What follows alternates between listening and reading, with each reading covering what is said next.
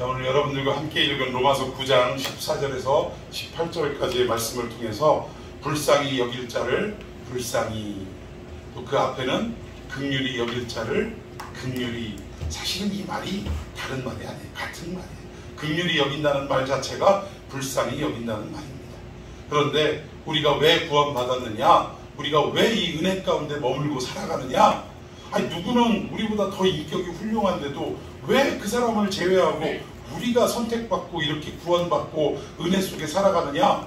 다른 거 아니라는 거예요. 하나님의 생각에, 계획에 긍휼히 여길 자를 어떻게 여기셔요?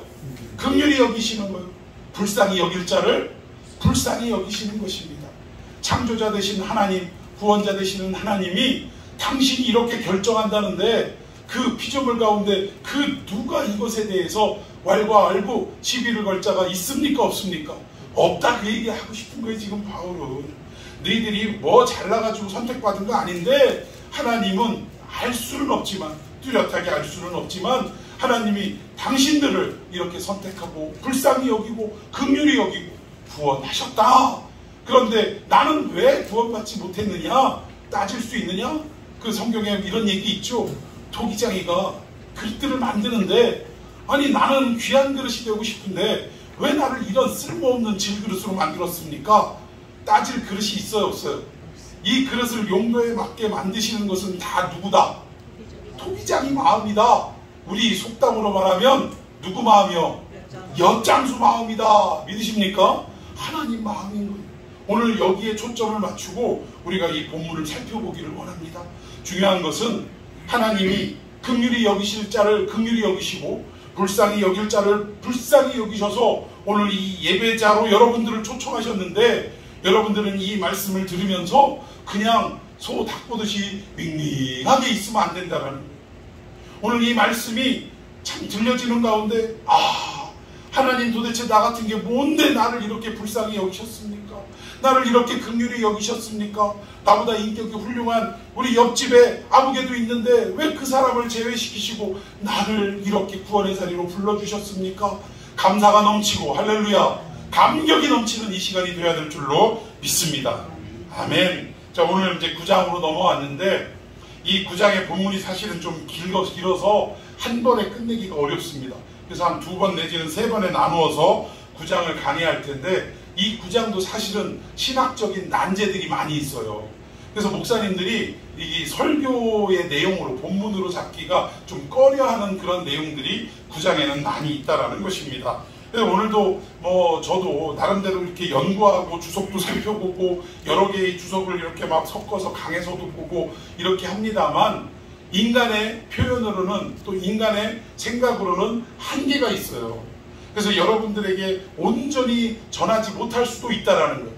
그러나 우리가 정말 간구하옵기는 성령께서 우리 가운데 임하여 주셔서 우리가 깨닫지 못하는 그 하나님의 깊은 것까지도 통달케 하시고 깨닫게 하시고, 또 더 나아가 우리의 삶에 적용하며 하나님께 감사하는 이 시간이 되기를 예수님의 이름으로 축원해 드리겠습니다. 자, 우리 본문 1절을 다 같이 읽어봅시다. 1절, 2절이 같이 묶여 있어요. 자, 시작. 내가 그리스도 안에서 참말을 하고 거짓말을 아니하는 나에게 큰 믿음이 있는 것과 마음에 그치지 않는 통통이 있는 것을 내 양심이 성령 안에서 나와 더불어 증언하오니. 예, 여기 보니까 바울이 첫 번째 꺼내는, 9장에 들어와서 첫 번째 꺼내는 말이, 내가 너희들에게 하는 이 모든 말이 참말이래요, 거짓말이래요? 참말이래요. 내가 진리를 너희에게 지금 말하고 있다, 거짓을 말하는 것이 아니다 라고 강조하고 있다라는 것입니다. 그리고 나서 이 말을 하는 자가 누구냐에 대해서 설명을 하고 있는데, 여러분 이 표현은요, 사실은 이 바울이 지금 살고 있던 시대는 로마 시대입니다. 이 로마 시대에는 힘으로는 로마가 세계를 제패했지만 이 정신을 지배하고 있는 건 무슨 문학이에요? 무슨 철학이에요? 헬라 철학이라는 거예요. 헬라 철학. 힘으로는 로마가 지배하지만 이 로마 사람들의 모든 머릿속 사상을 지배하고 있는 것은 헬라 철학이라는 거예요. 그러니까 힘으로는 제패했지만 머리로는 제패하지 못한 거예요. 근데 그때 당시에도 헬라 문화가 지금 온 유대 땅에도 심지어 로마뿐만 아니라 전 세계적으로도 헬라 문화가 헬라의 철학이 지배하고 있던 그런 시대라는 거예요.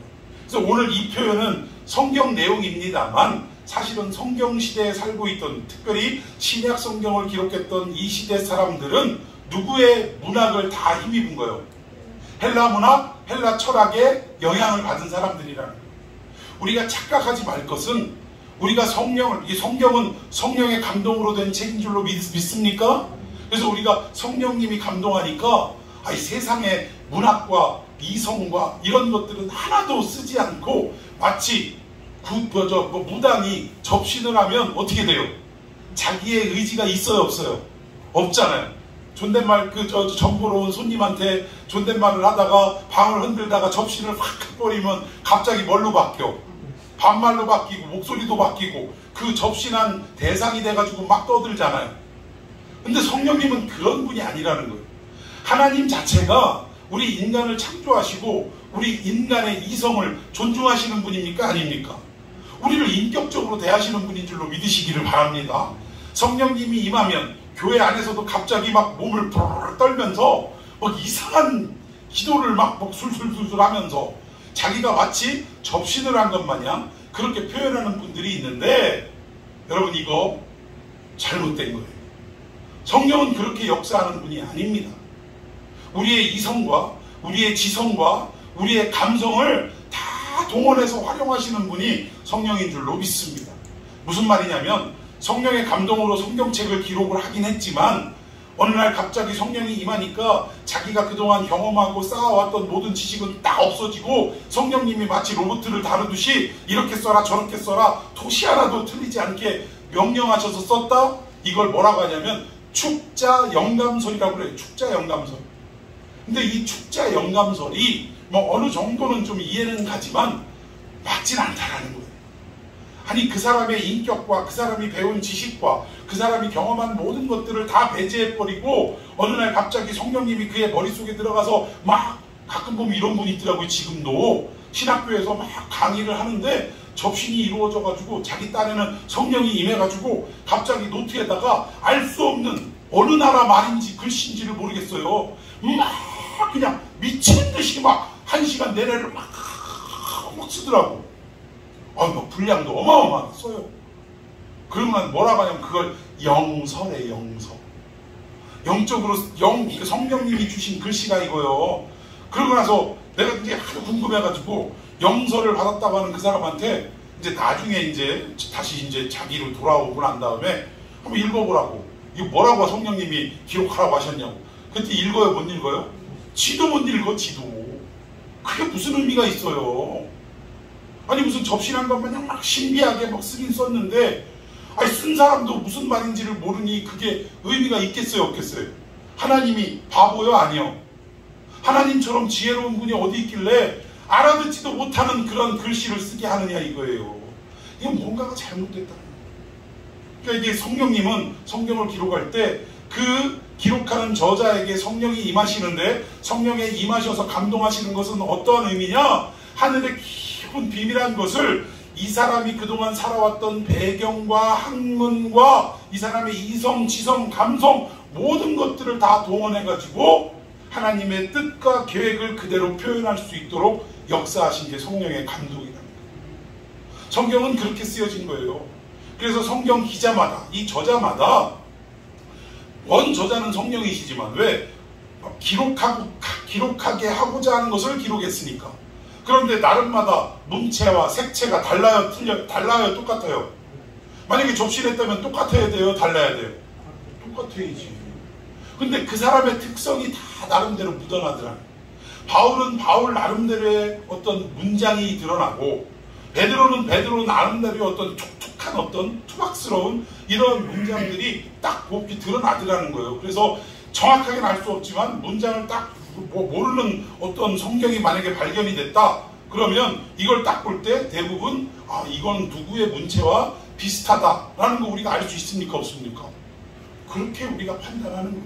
그래서 오늘 이 바울도 사실은 그 시대에 이 헤브라이즈 문화, 즉 정통 유대 문화도 그가 습득했지만 전 세계에 만연해 있고 영향력을 주는 무슨 문화? 헬라 문화까지도 그에게 이미 교육이 이루어졌다라는 거예요. 그래서 그 헬라 문화적 문법으로 오늘 이 성경을 펼쳐가기 시작하더라는 것입니다. 내가 참말을 하고 거짓말하는 게 아닌데 이게 내가 하는 말이 아니라 성령님이 하시는 말이다. 이 얘기가 그 헬라 문학적으로는 이미 예수님 오시기 전에 한 400~500년 전 사람인 철학가, 여러분도 아실 거예요. 아리스토텔레스라고, 그리스의 유명한 철학가 아시죠? 이 사람이 사람들에게 말을 해서 어떤 뭐라고 할까, 설득을 하는 3요소가 있다라는 거예요. 그러니까 이게 참 그리스 철학이 이만큼 발전했다라는 겁니다. 우리가 누군가에게 말을 할 때 이 상대방, 청자를 우리가 설득하는 3가지의 요소가 이 말 속에, 문자 속에 들어있을 때 이 사람들이 설득이 된다. 근데 이 3가지가 뭐냐면 제가 별걸 다 뒤져봤어요. 자, 설득의 3요소, 이 아리스토텔레스가 한 얘기인데, 첫 번째로는 에토스, 두 번째로는 파토스, 세 번째로는 로고스. 이 3가지를 활용할 때 사람들을 어떻게 보면 설득할 수 있다라는 건데, 에토스는 뭐냐면 한번 읽어봅시다. 에토스 시작. 말하는 화자의 신뢰성, 인품과 인격. 이게 무슨 말이냐면, 여러분 주변에 맨날 술이나 꼬라가지고 막 헛소리나 주정이나 하고 다니고 막 이런 사람, 그리고 말만 하면 들을 가치가 없는 이런 소리만 하던 사람이 어느 날 성령을 받고 성령님이 가르쳐 주신 얘기를 여러분들한테 막 떠든다고 해보세요. 예수 믿으세요. 예수 믿어야 천국 갑니다. 이런 얘기를 떠들으면 그럼 주변에 있던 사람들이 그 사람이 하는 말을 듣고 설득이 될까요? 안 될까요? 그래서 우리가 어떻게 살아가느냐가 중요한 거예요. 우리 주변에 어떤 평판을 받느냐가 중요한 거예요. 그러니까 이 부분은 뭐냐면, 에토스라는 말은 아리스토텔레스가 말하기를 우리가 어떤 인품과 인격을 가졌느냐에 따라서, 왜 그런 거 있잖아요. 저 사람이 말하는 거라면 콩으로 매주를, 아니죠, 팥으로 매주를 쓴다고 해도 나는 믿어. 근데 반대로 어떤 사람이 말하면 저 사람은 콩으로 매주를 쓴데도 나는 못 믿어. 그래요, 안 그래요? 이걸 얘기하는 거예요, 지금. 그리고 또 한 가지, 파토스. 파토스 시작. 청중의 심리적 상태나 욕구를 살펴 청중의 감정이나 욕구의 호소. 이 감정적인 부분이에요. 그러니까 지금 이 청중들이 지금 요구하고 생각하고 바라는 것이 뭔가, 이 사람들이 지금 갖고 있는 마음의 상태가 뭔가를 빨리 캐치하는 거예요. 예를 들자면 이런 거예요. 하나님 아버지의 그 아들을 보내셔서 십자가에 죽게 하시는 그 사건, 십자가 사건을 설명하는데, 아니 청중 가운데 얼마 전에 아들을 먼저 세상을 떠나보내고 슬픔 가운데 있는 그런 성도가 있어. 그러면 목사는 그 사람의 마음을 빨리 캐치해가지고 마치 지금 내가 아들을 잃고 이 상심에 처해 있는 이 마음을 하나님을 향한 이런 어떤 설교로 바꿔가지고 설명을 하면 그 듣는 어머니가 아들 생각나면서 눈물이 날까요, 안 날까요? 그 은혜가 임했다라고 하니까 막 그냥 설득이 돼버리는 거예요. 아멘, 아멘, 막 이러면서 설득이 돼버리는 거예요. 근데 여러분, 사실 에토스나 파토스는 위험한 겁니다. 여러분, 우리가 존경하는 아무개 목사님이 이 단상에서 뭐라고 얘기하면 에토스적인 부분으로 우리는 그 목사님이 얘기하는 거라면 우리는 무조건 뭐요? 아멘이지 뭐, 아멘. 이게 위험하다 이거예요. 이게 지금도 그렇게 정치하고 같이 하던 이 분의 정체가, 그분의 열매가 드러나잖아요. 교회 83억 보상해준다는데 절대 못한다고 6탄 망언을 벌리다가 183억으로 늘려가지고 합의하자 그랬더니 그래도 못한대. 이제는 막 가스통 가져와가지고 막 결사항쟁한다고 하다가 마지막에 어떻게 결론 났어요? 530억 안 내놓으면 난 못한다 이러다가 결국은 건설사에서 얼마에 합의 본 거예요? 500억에 합의를 봤어요. 500억 줄 테니까 비워주시오. 그래가지고 오케이 합의를 했어요. 그러면 500억을 이제 교회 보상금으로 나가게 돼 있어. 이제 결정이 난 거예요. 법적으로 서로 합의를 한 거예요. 그러면 그 교회는 뭐에 대한, 아니 그 500억은 뭐에 대한 보상이에요? 그러면 그 돈의 주인은 누가 돼야 돼요? 그러니까 하나님인데 누가 돼야 돼요? 교회가 돼야지. 교회가 새롭게 이전하고 또 그 교회의 미래를 위해서, 또 그 교회의 모든 사역을 위해서 하나님을 영광들을 돌리는데 그 모든 돈이 쓰여져야 마땅한 거예요. 그런데 그 돈 결정되자마자 공동위에 열어가지고 이 500억은 교회 자체가 아닌, 왜 교회에서 무슨 정치한다 뭐한다 해갖고 재단이 있어요 없어요? 여러 재단이 있잖아요. 그 재단 대표를 누구로 세운대? 자기 독생자를 세운대. 외아들을 세운대. 뭐라고 얘기하냐? 내가 감방 생활도 해보고 했는데 믿을 놈 하나도 없더랴. 믿을 놈은 누구밖에 없어? 내 아들밖에 없대야. 독생자밖에 없대. 독생자. 표현 도점은. 그러면서 이 모든 재단의 대표로 누구를, 아들을 세워놓고 이 500억은 다 어디로? 그 재단으로. 근데 이걸 공동의회를 하면서 비밀투표 해야 돼 안 해야 돼? 이런 귀중한 사항은. 근데 이걸 단상에서 자 재단으로 넘겨주고 그렇게 하고 500억은 그 재단으로 가겠습니다. 동의하시면 아멘. 그러니까 여기서 아주 그냥 맹목적인 추정자들은 아멘 하니까 뭐라 그래? 아 아멘 다 하셨습니다. 성령이 충만해 충만해. 지금 애들 장난하는 거예요. 예수님 뭐라고 하셨어요?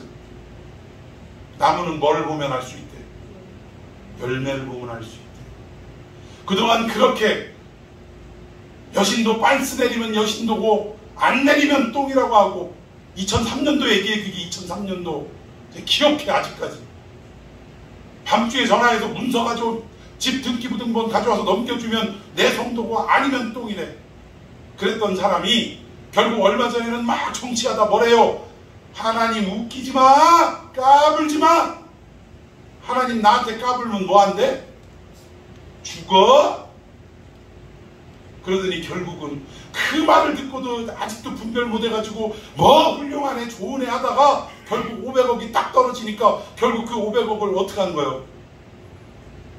그 세습이라고 해야 되는 거 아니에요 이거? 그때 당장에 또 뭐라고 하는 줄 알고 그 며칠 뒤에 여러분 입술에서 생각해서 세습 얘기가 나오면 이건 마귀가 틈탄 거예요.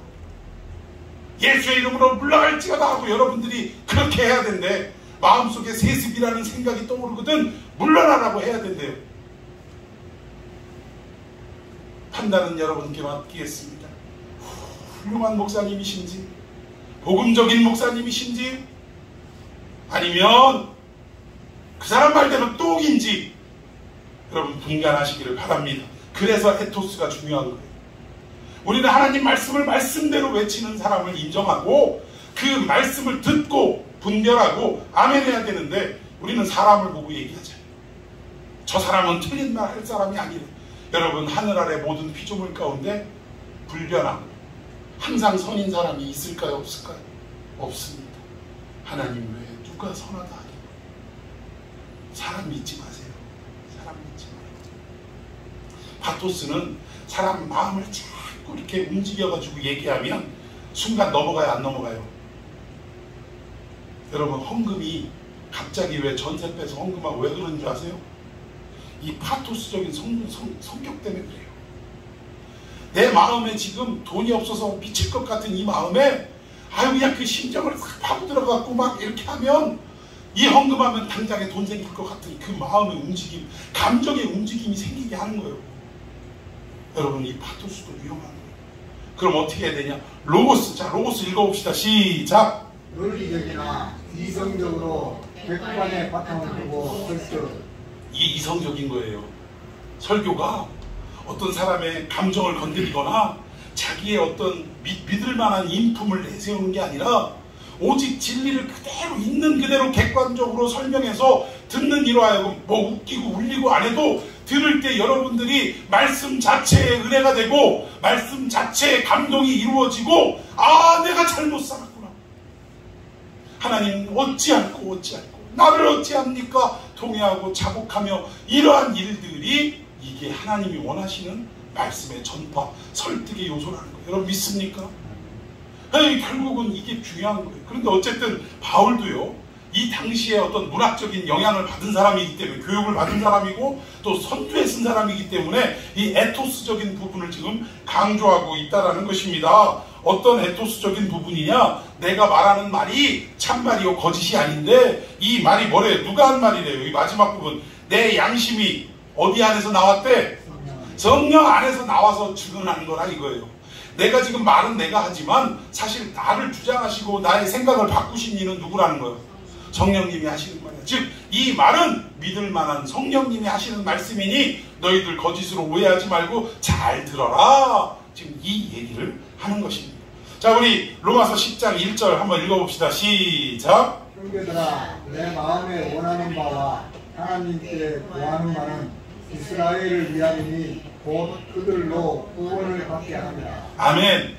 바울이 이렇게 에토스, 파토스, 로고스 모든 어떤 문학적인 것들을 동원해서 이 듣는 사람들을 지금 설득을 하려고 애를 쓰는 거예요. 근데 그 설득의 이유가 뭐냐? 여기 보니까 곧 그들로 뭘 받게 하려고. 이 사람들이 구원을 받게 하는데 온 자기의 갖고 있는 역량을 다 동원하겠다 이거예요. 성령의 도우심을 받아서. 이게 바울의 마음이에요. 사실은 우리가 이 시대를 살아가면서 우리에게 마지막 지상 명령이 뭡니까? 땅끝까지 증인되는 게 마지막 지상, 즉 전도하는 게 우리에게 주어진 과제라는 거예요. 그럼 우리가 살아가면서 누군가를 만나고 누군가를 대할 때 항상 마음 중심에는 이 마음이 있어야 될 줄로 믿습니다. 내 생각과 내 바람은 그들로 구원을 얻게 하는 거예요. 내 이웃이 구원을 얻게 되는 것, 내 가족이 구원을 얻게 되는 것, 내가 처한 캠퍼스와 내가 처한 직장과 내가 처한 모든 사업의 자리마다 뭐를 얻게 돼야 돼? 구원을 얻게 하는 그 바람으로, 소망으로 살아가는 게 우리의 모습이어야 할 줄로 믿습니다. 참 바울은요, 유대인이나 아니면 흩어져 사는 우리 유대인 디아스포라 동족들이나 심지어 이방인까지도 뭘 받기를 원했다고요?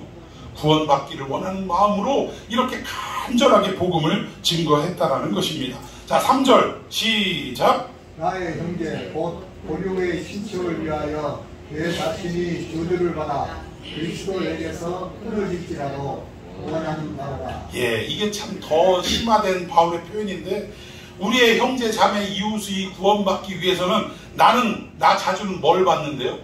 저주를 받아서 그리스도에게 끊어질지언정 나는 이만큼 바란다, 이거예요. 나는 구원에서 떨어질지언정 너희들이 구원받는 게 내 소원이다. 여러분, 그렇다면 여기 저주를 받아 라는 말의 의미가 뭐냐면, 여기 아나데마라고 하는데 그냥 저주를 받는다라는 의미를 뛰어넘어서 내가 저주를 받는데 저주 받아서 어디로 올려지는 거예요? 위로, 하나님께로 올려지는 걸 말하는 거예요. 여러분, 이거 누구하고 똑같지 않아요? 우리 예수님과 똑같지 않냐고. 예수님은 이 땅에 우리와 똑같은 육신을 입고 저주받을 인생으로 오셔서 인간의 모든 죄를 다 저주를 짊어지고 십자가에서 어떻게 하신 거예요? 죽으신 거예요. 저주의 사람으로 죽으신 거예요. 그런데 이 죽음이 그것으로 끝나는 게 아니라 이 모든 죄가가 어디로 올라가요? 하늘 보좌 위로 하나님께로 올라가는 거예요. 그래서 우리가 용서받고 하나님의 자녀가 된 줄로 믿습니다. 그게 우리 구원의 이유라는 거예요. 근데 바울은 여기에서 그만큼 내가 저주받아서 예수님이 이렇게 올라간 것처럼 나도 저주를 받는 자리에 있는다 할지라도 너희들이 구원을 좀 받았으면 좋겠다라는 간절한 소망과 바람이 있다. 여러분, 여러분에게도 이런 바람이 있어요? 더 좀 표현해 볼까요? 내가 지금 이 자리에서 죽는 한이 있어도 당신이 구원받았으면 좋겠습니다라는 일념으로 여러분들 전도하십니까? 전도는요, 저기 어디요? 저 필리핀 참 감사한 건 망향족 그 초등학교 교실이 다 이렇게 완공이 됐대요. 그리고 방학이 들어갔답니다. 그래서 이제 방학이 끝나고 새 학기가 되면 이제 새롭게 완공된 초등학교 시니어 과정까지 다 준비된 교실에서 이제 공부가 되고, 심지어는 지난번에 또 우리가 기도했던 하이스쿨에서도 이제 공부가 이루어지는 아주 너무나 참 복된 소식을 아침에 보내오셨어요. 네, 여러분들 참 기도해 주시고 마음을 같이 해준 참 그 마음이 큰 줄로 믿습니다. 네, 너무 감사해요. 근데 어쨌든 이런 우리가 필리핀에서 아이고 저것들 저 옷도 안 입고 살아 불쌍이야, 이 마음으로 하는 게 아니라니까. 오히려 그 사람들이 구원을 받는데 내 한 목숨 어떻게 하는 거예요?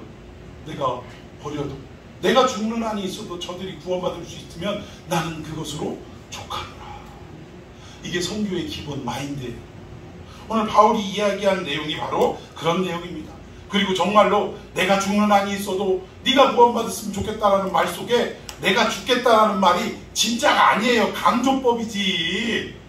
아니, 엄마하고 자식 아들하고, 아들이 속을 많이 새기니까 아들하고 아버지하고 그래. 아버지하고 막 하도 속색이니까 아버지가 야, 너 안 되겠다. 나랑 호적 정리하자 라고 얘기를 하는데, 호적 정리하자고 하는 그 아버지의 속내가 진심인 아버지가 있어요, 없어요? 없다 이거예요. 내가 지금 그만큼 속이 상하다 이 얘기를 아들한테 하는 거예요. 내가 너 낳고 미역국을 캐 먹었다는 엄마의 말은 진심일까요? 아닐까요? 아니에요. 그만큼 속상하다는 얘기예요. 지금 바울도 이렇게 내가 너희들이 구원받고 저주를 받아도 괜찮다 이 얘기는 강조하는 내용이지 진짜로 그렇다는 것은 아닙니다. 여러분, 그것을 우리가 잘 이해를 해야 된다는 거예요. 근데 이게 우리 그리스도인의 삶의 패턴이고 요구되어지는 삶이라는 거예요. 바울과 같은 마음으로 우리는 살아가야 할 줄로 믿습니다. 이게 그리스도인의 삶이라는 거예요. 자, 우리 4절부터 7절까지 교독합시다.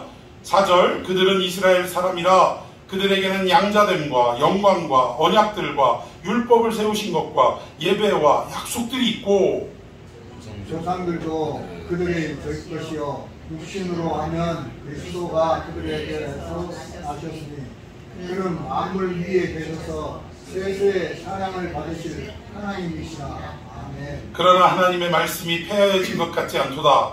이스라엘에게서 난 그들이 다 이스라엘이 아니요 또한 아브라함의 씨가 다 그의 자녀가 아니라 오직 이삭으로부터 난 자라야 내 씨라 불리리라 하셨으니. 아멘. 바울이 또 누구 얘기 꺼내요? 지금 우리가 선택받은 거에 대해서 또 너희들이 구원받기를 원한다라는 이 얘기를 하면서 아브라함과 그의 아들 이삭의 얘기를 꺼내기 시작해요. 하여튼 성경에서는 껄핏하면 누구 얘기 꺼내요? 아브라함 얘기 꺼내고, 껄핏하면 이삭 얘기 꺼내고, 껄핏하면 야곱 얘기 꺼내는 거예요. 하여튼 우리 귀에서 피가 날 정도로 아브라함 얘기, 이삭 얘기, 야곱 얘기가 막 나오는 거예요. 왜 그럴까? 이걸 보고 뭐라 그래요? 한 소리 또 하고 한 소리 또 하는 걸 뭐라고 한다고요? 잔소리라고. 성경은 한마디로 표현하면 누구의 잔소리? 하나님의 잔소리라고. 근데 듣는 입장에서는 잔소리고 듣기 싫고 피나지만 말하는 입장에서는 왜 잔소리를 해요? 중요하니까 잔소리를 하더라는 것입니다. 여러분, 하나님이 아브라함을 가나안 땅에 딱 들이면서 너는 복의 근원이 될지라 라고 얘기했는데, 복의 근원이라는 말은 무슨 말이냐면, 여러분, 우리 집안에 이 수도꼭지를 틀면 물이 콸콸 나오는데 사실 이 물은 우리 집에서 나온 게 아니라 어디서부터 나온 거예요? 저 수원지에서부터 나온 거예요. 수원지에서부터 물을 모아서 소독도 하고 깨끗하게 정수를 해가지고 결국 뭘 통해서 우리 집까지 오는 거예요? 수원지에서 파이프를 통해서, 굵직한 파이프 라인을 통해서 오는 건데, 여기에 복의 근원이라는 말은 바로 파이프 라인을 얘기합니다. 너를 통해서 흘러가게 해라 이 얘기예요. 너를 통해 모든 만민들이 다 복을 받도록 너는 무슨 역할 해라? 파이프 역할 해라. 우리나라 사람 구수하게 발음할 땐 파이프가 아니라 뭐라고 그래요? 파이프 역할 해라. 지금 이 얘기입니다. 여기 복의 근원이 되라는 그 얘기. 그러면서 아들을 약속하셨는데 5년이 지나 10년이 지나 사라의 몸에 뭐 표시가 있어요, 없어요? 점점 늙어져는 가지, 경수는 끊어지지, 방법이 없는 거예요. 근데 아들 얻고자 하는 욕심 때문에 하갈을 취한 게 아니라 사실은 누구 때문에? 하나님이 우리에게 약속하셨는데 그 약속이 이루어지지 않으면 누구 망신? 하나님 망신 아니요, 하나님이 그럴 수는 없지 하면서 기특한 생각을 해서 결국은 하갈을 취해서 아들을 낳았어요. 근데 늘 하나님이 아브라함에게 찾아오셔서 말씀하여 주시고 교제하시고 그러다가 이스마엘을 낳는 순간부터 하나님이 딱 뭐예요? 관계를 끊어버리신 거예요. 절교해버리신 거예요. 절교. 나 너랑 얘기 안 해. 왜 안 해요? 나 당신하고 더 이상 얘기 안 해. 이거 왜 이럴까? 서운해서 그 사람하고 얘기해봐야 통하지를 않으니까 당신 같은 사람하고는 얘기할 필요가 없어. 얘기하지 맙시다. 우리 관계 맺지 맙시다. 그러니까 인간 같지 않다 그 얘기 한마디로.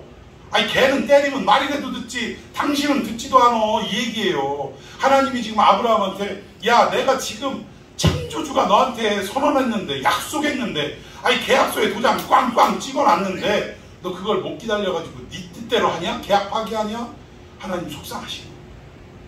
그리고 나서 몇 년 만에 13년 만에 찾아오셨어요. 그리고 나서 너 처음 하신 말씀이 뭐예요? 나는 전능하신 하나님이라. 이 얘기는 뭐냐면 당신의 전능하심이 분명한데 너 왜 나의 전능함을 믿지 못했느냐라는 하나님의 핀잔이고 하나님의 책망이었다. 그래서 결국 다시 오신 그 하나님이 말씀을 다시 깨닫게 하시고 처음 주셨던 약속을 생각나게 하셔서 내년 이맘때 아들이 있으리라 없으리라? 있으리라. 그런데 이 말을 듣고 이 저 장막 밖에서 누가 웃었어요? 사라가 웃었어. 나 병수가 끊어진 지 오랜데 어떻게 자식을 낳나? 그리고 아브라함도 그 얘기를 들을 때 속으로 웃었어요? 안 웃었어요? 아이고 하나님 농담도 잘하시네. 내가 지금 나이가 몇 살이고 우리 마누라 이제 이미 끝났어. 공장문 닫았는데 뭐 어떻게 하라고 이랬다는 거예요. 근데 하나님이 그 속으로 웃은 걸 아셨어요? 모르셨어요? 너 왜 웃었어? 그랬더니 무서우니까. 안 웃었는데요? 그러니까 네가 속으로 웃었느니라. 그래놓고 내가 명년 이맘때 자식을 아들을 낳는데 아들 이름을 뭐라고 하리라? 이삭이라 하리라. 이삭이 무슨 뜻? 이삭이 무슨 뜻이에요? 웃음이요. 웃음. 사람은 하나님 말씀 듣고 비웃었어요. 그런데 하나님은 그 비웃음을 뚫고 마침내 진정한 기쁨의 웃음으로 바꿔놓으실 줄로 믿습니다. 그렇게 하신 거예요. 명년 이맘때 이삭을 낳으신 거예요. 여러분의 삶도 지금 당장은 하나님이 언약을 하셔도 에휴 무슨 아유 그냥 우리 가정 이거나 좀 잘 지키고 살게 해주세요 라고 하지만 하나님은 여러분들의 그 비웃음을 뚫고 결과적으로 반드시 기쁨의 웃음을 누리게 하실 하나님이신 줄로 믿으시기를 바랍니다. 이게 우리의 삶이라는 거예요. 근데 어쨌든 이렇게 해서 난 이삭을 뭐라 그래요? 무슨 자녀래? 약속의 자녀라고. 하나님의 뜻과 하나님의 말씀에 의해 하나님의 언약에 의해 태어난 아들을 약속의 자녀라고 합니다. 그 이전에 육신적으로는 장자라고 말할 수 있는 이스마엘을 약속의 자녀라고 말한 적 없고 그 이후에 그들을 통해서 낳은 6 아들도 약속의 아들이라고 말한 적이 없다라는 것입니다. 결국 이삭만 하나님이 콕 집어서 그러니까 다른 아들들이 수두룩 빡빡한데 하나님은 누구만 찍으신 거예요? 이게 은혜라는 거예요. 이게 지금 니들이 이뻐서가 아니야. 여러분 이삭이 뭐 이뻐요? 이스마엘보다 뭐 좀 잘난 게 있을까요? 없어요. 오히려 그때 당시에는 족장시대라 싸움도 잘하고 힘도 세고 이래야 되는데 이삭은 맨날 장막에만 있는 사람이요. 그리고 해질녘에 들판에 가가지고 늘 기도만 하든 묵상만 하든 그런 사람이요. 여러분 나가서 이 전체 집안을 일으키고 싸움도 하고 사냥도 하고 이래야 되는데 이 사람은 맨날 그런 사람이요. 이런 사람이 장작감이에요? 이스마엘보다 못한 사람이요. 육신적으로 볼 때. 그런데도 하나님은 그를 어떻게 하셨다고요? 긍휼히 여기시고 그를 불쌍히 여기시고 그를 약속의 자녀로 삼아주셨다 이 얘기입니다. 오늘 여러분들도 마찬가지예요. 내가 볼 때 여러분들보다 바깥에 안 믿는 사람들이 인격적으로 훌륭하고 멋있고 또 배경 좋고 많이 배운 사람들, 돈도 많은 사람들 수두룩해요. 그런데 하나님은 무슨 이유인지는 모르지만 여러분을 콕 집어서 여러분들을 구원의 자녀로 선택하고 삼아주시고 오늘 이 예배의 자리로 불러주신 줄로 믿으시기를 바랍니다. 여러분 가슴이 벅차 올라야 돼요. 이런 얘기를 들을 때마다 아 우리의 은혜가 이렇게 임한 은혜구나. 이래서 거저받은 은혜라고 얘기하는구나 라는 것을 여러분들이 깨달으셔야 할 줄로 믿습니다. 자 우리 8절 곧 육신의 자녀가 하나님의 자녀가 아니요 오직 약속의 자녀가 씨로 여기심을 받느니라. 약속의 육신의 자녀들은 많이 있었어요. 그러나 이삭만 약속의 자녀로 콕 집어서 선택을 받았다라는 것입니다. 그러니까 결국 이게 왜 그러냐면 이삭을 낳기 전에 하나님이 다시 찾아오셔서 뭘 명령하셨어요? 온 가족 남자들 다 뭐 하라고? 할례를 하라고. 할례를 행한다는 것은 뭘 의미하냐? 단순히 복용수를 하라는 얘기가 아니라 이걸 약속을 어겼으니 약속을 어긴 대가를 어떻게 써야 돼요? 창세기 15장에 쪼개놓고 그 사이로 하나님이 걸어가셨잖아요. 그러면 이 얘기는 뭐예요? 너나 나나 둘 중에 하나 약속을 어기면 어떻게 된다는 거예요? 이 재물 쪼개진 것처럼 약속 계약할 때 이 고기가 쪼개진 것처럼 너도 쪼개버리겠다, 죽이겠다 이 얘기죠. 근데 아브라함을 죽일 수 있어 없어? 못 죽이니까 죽이는 거 대신 뭘 행한 거예요? 가죽을 베어내는 거예요. 가죽을. 원래는 정수리에서부터 그냥 밑에까지 쪼개야 맞는 건데 그럴 수가 없으니 그걸 대신해서 뭘 했다고요? 포피를 베어냈다. 가죽을 베어냈다. 그러니까 결국 이 의미는 아브라함 너는 어떻게 됐다는 거예요? 죽었다 그 얘기예요. 죽었다. 네 육신은 죽었다 그 얘기예요. 육신은 죽고 새롭게 언약으로 태어난 자가 누구다? 그래서 약속의 자녀인 줄로 믿습니다. 여러분 이걸 우리가 알아야 돼요. 이삭이 뭐 뾰족한 뭐가 있어서 그런 게 아니라는 거예요. 자, 우리 성경 계속 읽읍시다. 자, 10절 제가 읽고 11절 여러분이 있습니다. 그뿐 아니라 또한 리브가가 우리 조상 이삭 한 사람으로 말미암아 임신하였는데 그 자식들이 아직 나지도 아니하고 무슨 선이나 악을 행하지 아니한 때에 택하심을 따라 하는 하나님의 뜻이 행위로 말미암지 않고 오직 부르시는 이로 말미암아 서게 하려 하사. 예, 바울이 지금 하나님의 잔소리를 이어가고 있어요. 이삭 얘기 실컷 하더니 이제는 그걸로 부족하니까 이삭의 아들 쌍둥이 야곱과 에서를 또 끄집어내는 거예요. 그래서 하는 말이 뭐냐면 11절에 아직 나지도 아니하고 무슨 선이나 악을 행하지도 아니했는데 이미 그 뱃속에서 하나님이 어떻게 했대요? 택하셨대요. 이게 우리가 구원받은 내용을 좀 설명하는 겁니다. 우리가 잘나서가 아니라 선악간에 무슨 일을 행한 결과가 없는데도 하나님이 일방적으로 택하셨다. 지금 이 얘기를 하는 거예요. 태어나기 전을 뭐라고 얘기하냐면 몇 년 전에 한번 유행했던 인기를 끌었던 드라마 미생 여러분 아시죠? 이 미생이라고 하는 거 태어나기 전을 이 미생의 상태에 있을 때 하나님은 이미 선택하셨다. 자 13절 더 읽어봅시다. 시작. 기록된 바 내가 야곱은 사랑하고 에서는 미워하였다 하신과 같으니라. 예, 하나님은 참 불공평해. 이것만 봐도 야곱은 뭔가를 행하기도 전에 이 뱃속에 있을 때부터 하나님은 이미 야곱은 어떻게 하고 사랑하고 에서는 그럼 이건 뭐예요? 감정적으로 내가 얘는 이뻐 나 저거는 미워 죽겠어 아주 이걸 얘기하는 거예요? 그 얘기가 아니에요. 여기 미워한다라는 말을 히브리어로는 사네라고 하고 또 헬라어로는 미세오라고 하는데 미워하다라는 뜻도 있지만 택함받지 못하다라는 뜻도 있어요. 그러니까 무슨 말이냐면 뱃속에 있을 때부터 어떤 선악간의 행동이 나타나기도 전부터 하나님은 야곱을 선택했고 예서는 어떻게 했다는 거예요? 유기했다, 버렸다 그 얘기예요. 여러분 우리의 구원이 그런 거라는 거예요. 우리가 선악간에 무슨 일을 하고 나서 그 결과를 따지면 우리보다 훌륭한 사람이 더 많아요 안 많아요? 그럼 우리가 구원받을 이유가 없어지는 거예요. 근데 우리가 선악간에 무슨 일을 행하기도 전에 미생의 상태에 있을 때 아니 그 이전에 창세전부터 하나님은 우리를 뭐 하셨다? 택하셨다. 그걸 뭐라고 표현했다고요? 여기서 본문에 사랑했다라고 표현하는 거예요. 그리고 택함받지 못한 자들에게는 뭐라고 했다고요? 미워했다라고 표현을 하고 있는 것입니다. 그러니까 참 여러분 생각해 보세요. 우리가 어떤 뭐 차출할 때 있잖아요. 뭐 회사나 군대나 이런 거 할 때 이런 거 있을 때 뭔가 이 사람이 실력이 있고 능력이 있다라는 것을 할 때는 어때요? 많은 사람들이 있는 가운데 그 사람을 딱 이름을 불러서 차출하잖아요. 호명된 사람 기뻐요 안 기뻐요? 군대에서는 안 기쁘겠다. 근데 어쨌든 회사나 이런 데서 좋은 자리가 있을 때 호명을 하면 기뻐요 안 기뻐요? 기쁘다는 거예요. 왜? 누군가가 나를 알아주는 거거든요. 여러분 이 앞에 가보면 인력시장들이 몇 개 있습니다. 그러니까 새벽 시간에 가보면 진짜 사람들 버글버글해요. 근데 일거리가 없다 보니까 누구는 이름을 불림을 받아요. 근데 누구는 끝까지 이름을 못 불리니까 결국 어떻게 돼요? 터벅 그냥 어깨를 늘어뜨리고 돌아가서 가다가 집으로 가거나 아니면 집에 가봐야 괜히 낯 부끄럽고 이러니까 어디 근처 슈퍼나 편의점 같은데 24시간 하는 편의점 같은데 가가지고 막걸리 한 병 사갖고 와서 그 앞에 테이블 그 파라솔에서 막걸리나 마시면서 신세 한탄이나 하고 오늘 하루를 기쁨으로 시작해야 될 하루를 뭐로 시작하는 거예요?